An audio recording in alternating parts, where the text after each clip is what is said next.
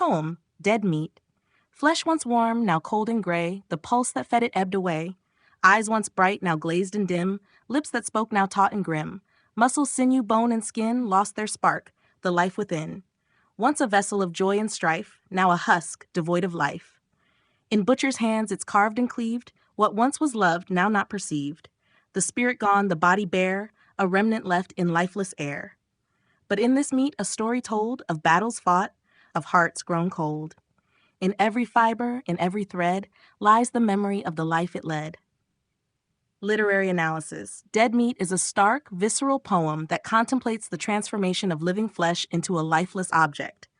Through the use of vivid imagery and somber tone, the poem explores themes of mortality, the disconnection between life and the physical body, and the depersonalization that occurs after death. Imagery and tone.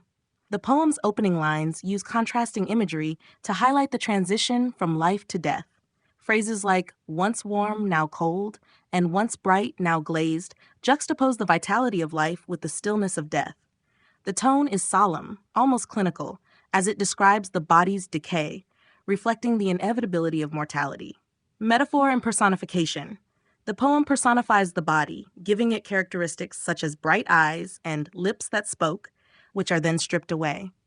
This personification emphasizes the loss of individuality and identity that occurs in death, as the body becomes mere dead meat.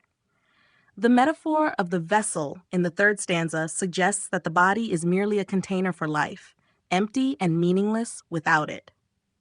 Theme of depersonalization. The poem delves into the depersonalization of the body after death, particularly in the line, "What once was loved, now not perceived." This suggests that once the spirit or life force has left, the body loses its significance, becoming nothing more than an object to be carved and cleaved. The detachment in the description reflects a broader commentary on how society often treats the dead with a practical, rather than emotional, approach. Reflection on life and memory. The final stanza shifts slightly, recognizing that even in death, the body carries memories of the life it once lived. In every fiber, in every thread, the remnants of experiences, emotions, and stories linger. This provides a subtle counterpoint to the earlier depersonalization, suggesting that the dead body, while no longer alive, still holds traces of its past existence. Overall, Dead Meat offers a meditation on the physicality of death and the way it strips away the essence of a person, leaving behind only the shell of what once was.